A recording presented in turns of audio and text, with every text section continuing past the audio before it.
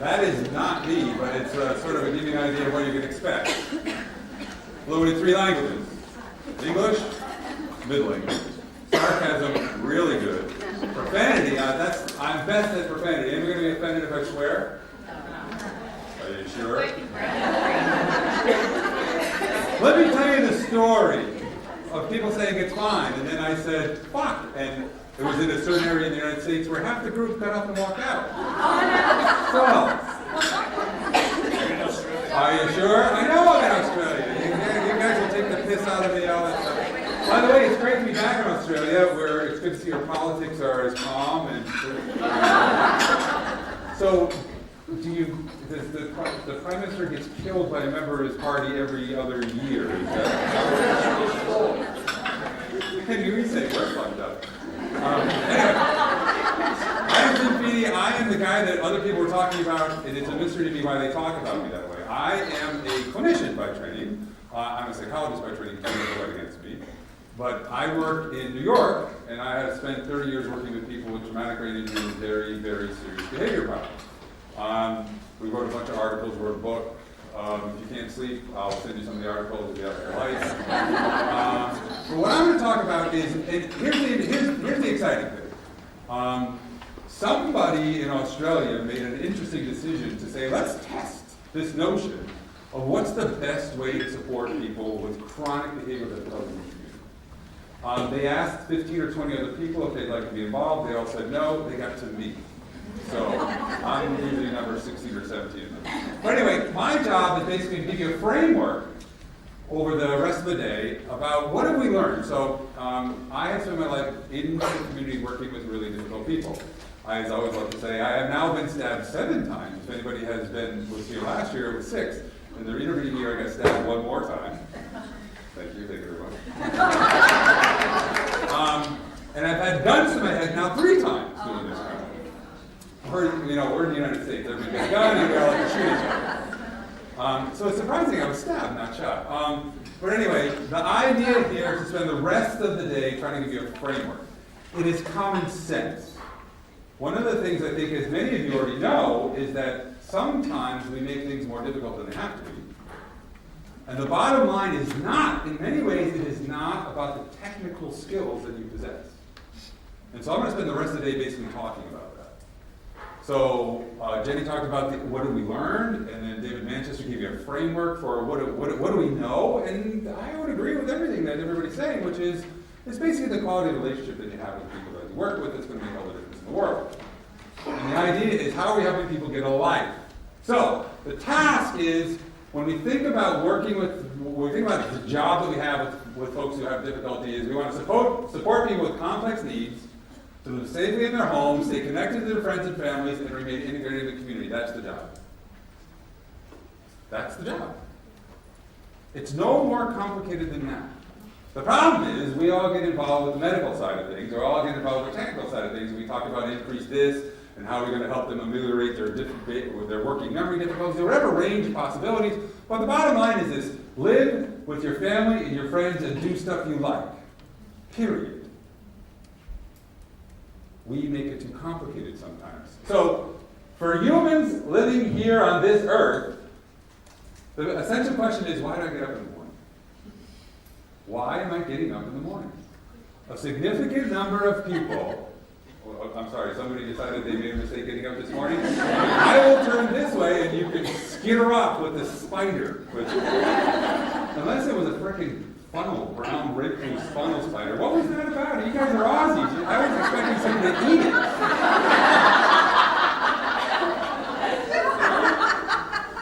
Wouldn't be Aussies. You didn't embrace your contact history. That was lunch. 200 years ago. Why am I getting up in the morning? That's a question that we ask almost everybody we work with, and it's amazing how often they say, I really don't have a reason to get up in the morning. I'm getting up in the morning to go to program. I'm getting up in the morning because my mom says I have to. I'm getting up in the morning, and the reality is, in everybody's life, it's a search for meaning. I mean, Viktor Frankl figured this out a long time ago. And we start with that question. Because what do we know? I mean, positive behavior supports is really about a reason to get up in the morning.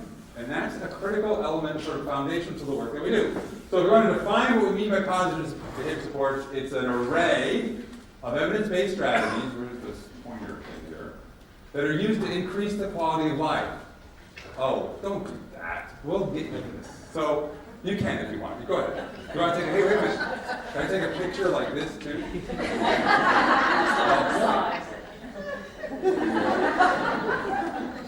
By the way, please don't misconstrue my strange sense of humor for lack of seriousness about what we're talking about.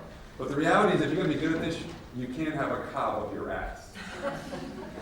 You can't. So again, the idea is that we're talking about here is increasing quality of life, decreasing problem behavior by learning new skills and competencies. Competent use, not skill. We spend a lot of time teaching people skills, and that's a mistake. It's the competent use of skill that's going to make you successful. Knowing when and where you need to do what you need to do, not just knowing what to do. So it's the competencies that you need. So within that framework is this notion of valued outcome. What do you value as an outcome? Now what that means is we got to move past the crap of what's your goal? What's your goal? What's your goal? Tell me your goals. Now, if you work with men, let me tell you something kind of interesting, and this is our experience. Now, I don't know, Jenny would know better than I would know, but it's usually 3 men for every woman that we work with. And we have a predominantly male population being served by a predominantly female population. So what do you have? You have a bunch of people that aren't going to tell you what their real goal, because if they're guys, you know what their real goal is? Yes, get laid. And you're looking pretty good. It is not meaningful relationship with a member of the opposite sex, which is often how we have to frame it. I want to get my license, I want to get a job, I want to get laid. Why do I want to get a license? So I can get a job. Why do I need a job? So I can get money, so I can get laid.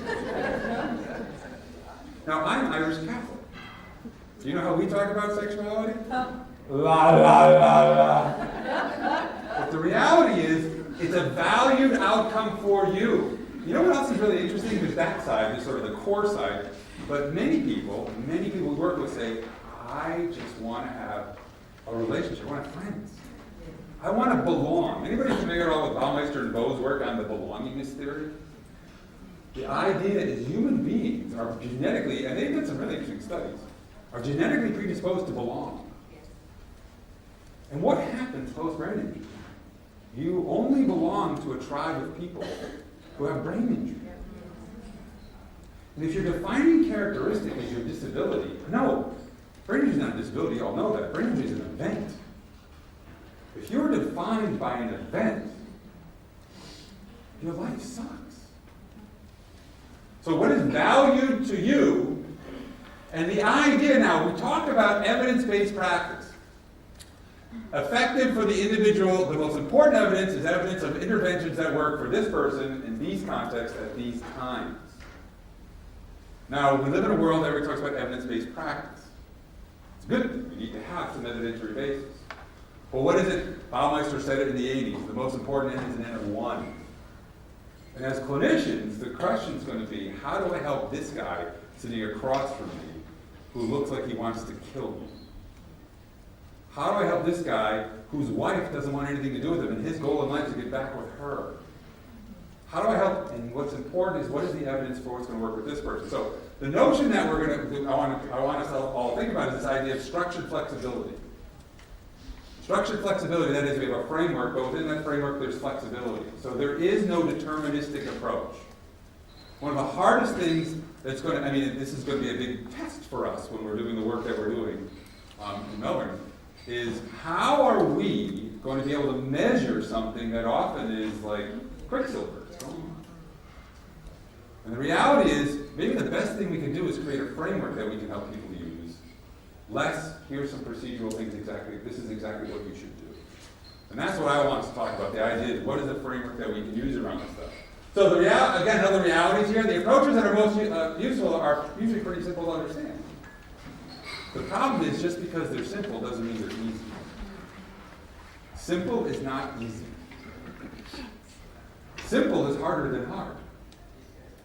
Because simple, we think, I don't know, can't be. So then we start overthinking it, we start underthinking it, we start thinking all the other kind of things. And we also think because it's such a simple concept, it's easy to do. But what do we know? Just from what we've talked about, what we heard this morning, this is antithetical, it's countercultural, it's unorthodox. And what do you know when you do things outside the orthodox? The culture will smack you back into place. So what we're doing is common sense, and that's really the foundation, but common sense is terribly uncommon. And the other thing is that we think because it's common sense, it's easy. It's hard. We've all been trained to think in certain ways. So if you're an OT, you think a certain way. If you're a speech-language pathologist, think a certain way. If you're a physiotherapist, think a certain way. If you're a psychologist, think a certain way. But the problem is, then we get caught in the trap of the scope of practice and all these sort of crazy things. And what we do is we lose the person. Because the bottom line is this: they don't care what your profession is. Are you here to help or not? And that's what we need to be thinking about. What am I doing to try to help you? So there are some principles that guide the day-to-day work that we do. First of all, we never give up. Second of all, we're always hopeful. We expect third and fourth and fifth. In fact, we'll talk about being wrong, because wrong is what we are most of the time. We work with difficult people. We know the work is difficult, and it's okay. Hard is not bad. We expect we'll get to the second, the third, the fourth, and the fifth ideas before we'll have any sustainable success. But that's not a bad thing, because with each attempt, what we should be doing is learning. Now, that concept in and of itself is often difficult for people to manage, because what we need to do is talk to people and say, we're going to try some stuff out, and we may fail spectacularly, but it's a good thing. The problem is, what is it? Failure. Culturally, what happens with failure? Failure's bad. Failure's a void. Failure, being wrong, is something that, especially if you're a professional. There's a famous story about Cleveland Clinic in the United States, very, very famous. Princes from the Middle East send their families there for treatment for cancer and for all kinds of interesting things. And there was a new treatment that was out, and they interviewed a guy who was just an associate professor at the Cleveland Clinic. And he said, and the person said, so what do you think is going to happen? And he said, I don't know. The CEO came to him the next day and said, if you ever do that again, you're fired. We always know what the Cleveland Clinic. That's the problem. It's the hubris. It's pride before the fall. The reality is, we're going to make mistakes, we're going to learn from our mistakes, and we're going to move on. And we need to frame our interventions with the understanding that the first few things we're going to try are pretty much to learn. We may get lucky. But we know this. There's always something that works. We have to figure it out.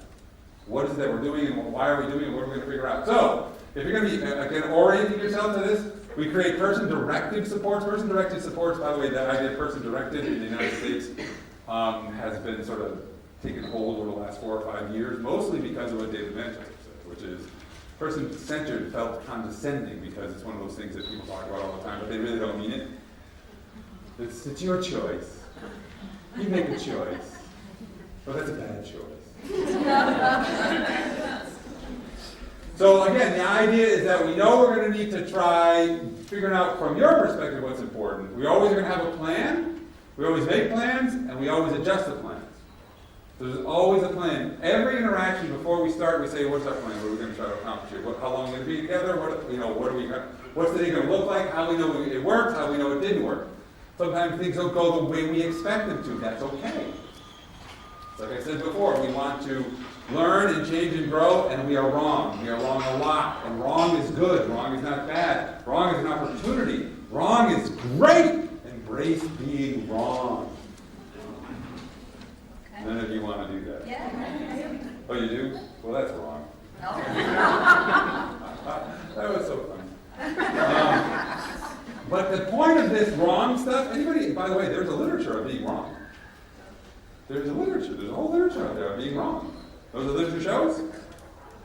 The more your academics credentials you have, the less likely you are to admit you're wrong.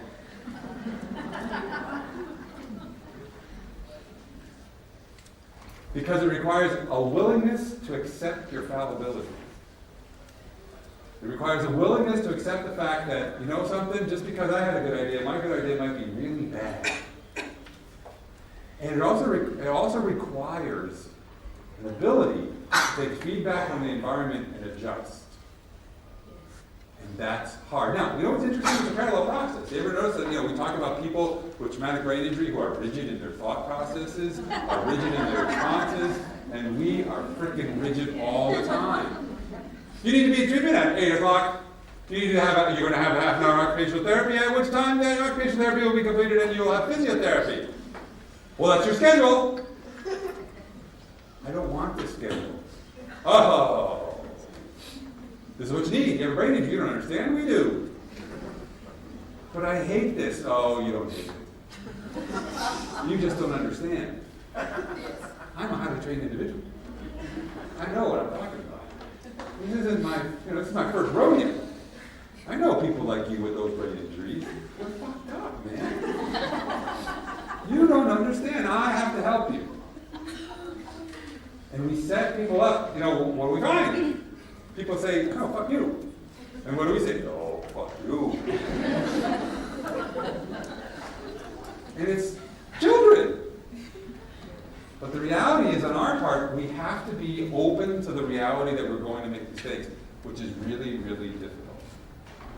Hard. So I'm being wrong. We're wrong a lot.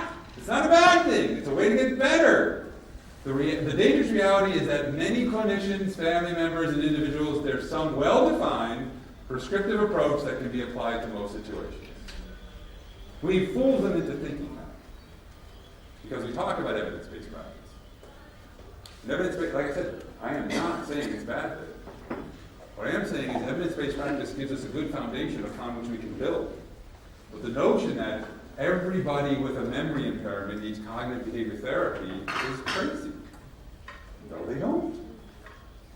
And your cognitive behavior therapy may be different than my cognitive behavior therapy. Attention process training. What do people know? People do it all the time. There's some evidence that shows it's not very effective, but we do it because there is some evidence that supports it. And then there's this evidence and there's that evidence. And which evidence you want to choose? So we have to be really careful. It is. We need to be informed by, we have to have informed decisions in terms of why we're choosing what we're choosing. But we're going into it saying, we're going to try this based on the evidence, and we're going to see what the most important evidence is. This evidence, does it match you? And then how are we going to make adjustments based on our interactions together? So, again, not a simple response. So again, the notion here is we're fiercely optimistic. There's always something that works. We always think about it. I cannot tell you how many times I've gone into jails with people and said, hey guys, it's a great day. And they're across from that little window thingy, and they're looking at me going, what? Like, it can't get any worse, can it? You're in freaking jail. It's got to get better. And the idea is optimism in the face. Now, optimism is not Pollyanna. Oh, it's all we care. And it's going to be fine. Optimists are not crazy. Optimists look at opportunities and figure out what can I do from here. And that, by the way, that is essential to resilience. And resilience is what's going to get you success in life. Anybody at all familiar with some literature just in terms of just regular run-of-the-mill kids? We're growing a group of young people that is not resilient. We're taking care of them. We're saying, you did bad on your quiz, it's not because of you, you sweet, beautiful little thing. Your teacher sucks. We live in a world where if you join, you get a fucking trophy. Participation medals. Oh my God. You're so special because you're you. No, you're not. You know something? You suck at some things. We all suck at stuff. And the sooner we embrace the reality that we suck at stuff, the better off we are, because it's not like you're special and no. Like, again, back in the olden days when I played sports, it was, you had the banquet, and you had the third place team got this, the second place team got this, the first place team got this, the rest of you, work harder, you suck! That's optimistic, by the way. Optimistic is, you can work harder to achieve an end. But you need to work at it. The world doesn't owe you anything. We don't owe you anything. You know what? It's acceptance and commitment therapy. We integrate that in a lot of the stuff that we work with. Why? Accepting that life is hard and committing to the change. That's a good thing. But it doesn't work with everybody. So the notion that we have here is there's always something that works. So there's the ultimate in optimism. You guys can't see that. It's get well soon. Get well soon. Wow. Tell me that's not the ultimate in optimism. I love it. There you go. I mean, come on. If that is not optimistic, I don't know what. So again, within this, there's this framework. So again, like I said, my job is to give you a framework. There is a series of 6 questions that are sort of the organizing scheme of this framework. We ask these questions all the time. It's the way, and in the work that we're doing in Melbourne, we're trying to integrate this into the interventions that we're working with. Next week, we're going out to go see a guy that threatened to kill somebody, I guess, so it's going to be exciting. I love that stuff. And we're going to ask these questions. We have a number of people lined up. What are we doing? So first, the question is, what's the meaning? What are you doing? Why are you doing this? What is the purpose? What is the value? What is it that you want? Really? What would be, if you were king of it for a day and you could not change the fact that you had a brain injury, what would a good day look like? What is it that when you think about your life, if you could do it and you could achieve, something good would happen in your life? You feel good about your life. What is it now? Meaning, by the way, meaning and belonging go together. What can we do to get you attached? What do we know about you and attaching to other people in your life? How do you feel like you belong? Where can we help you belong? Now, often what happens, and this was in the United States, I don't know if you guys have a similar circumstance in the Antipodes, but what people said, most of the things they belong to is groups of people with brain injury.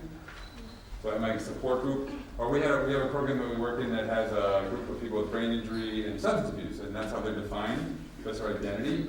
And that's a mistake. What is the group that you really belong to? What is the group that you say, I get up in the morning? So we have, and meeting can be little tiny things. So like we have one guy who looks forward every week. He goes to NA, and on Wednesday is his day to make coffee. He talks about it. It's important to him. He says he's the best coffee maker. It's something for him that he's researched different kinds of coffee, all that other kind of stuff. Because that gives him meaning. Now that's a silly, simple little thing, right? But he said, this is what's important to me. And we said, good. Let's figure out how we can help you make sure that you're still doing those things. Not, no. What is it that you see? What is it that you want? What is it that's important to you every day?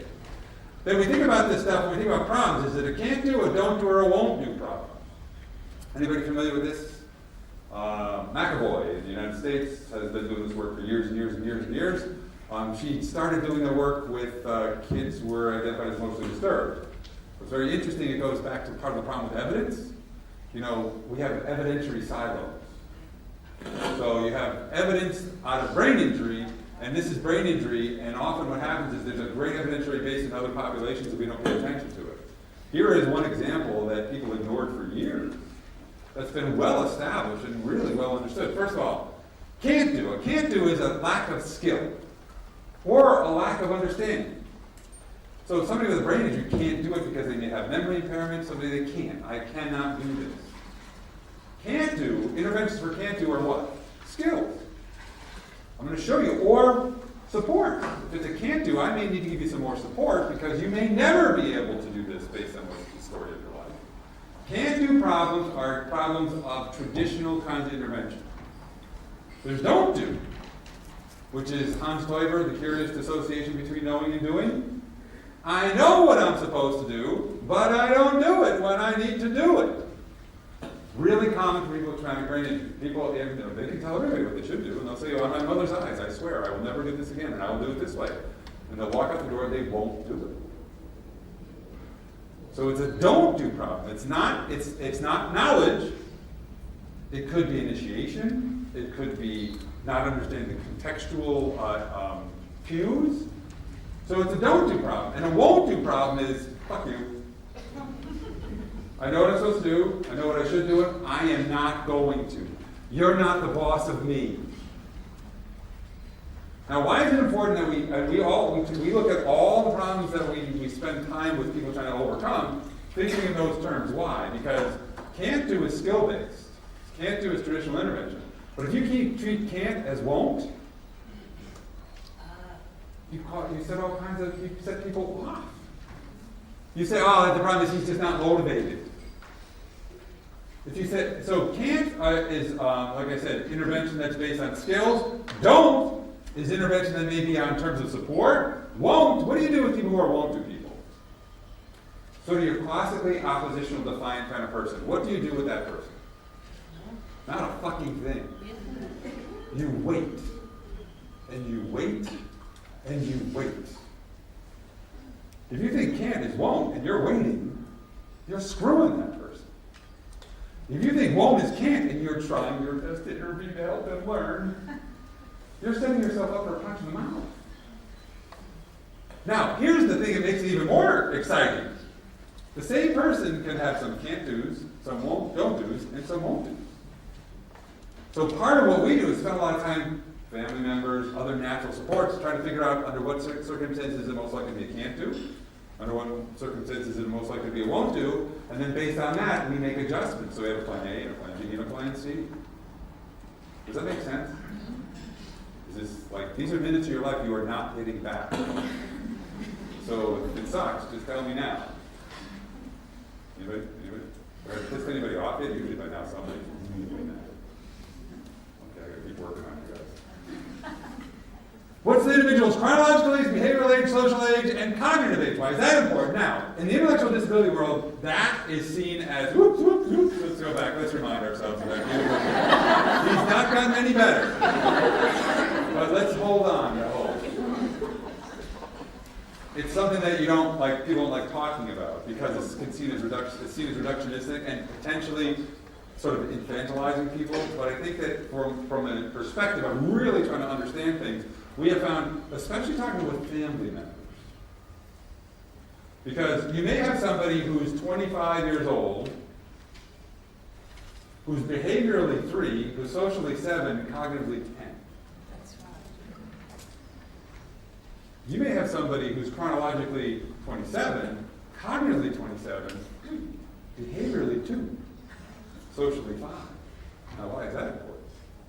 That means you have to have your interactions that are concrete enough that the person's going to understand, but speak in such a way that doesn't come across as you're talking to them like, honey, sweetie, you don't understand, I'm going to talk slow. So it's important to get an understanding of how do we manage, because we have a whole bunch of people that, now this especially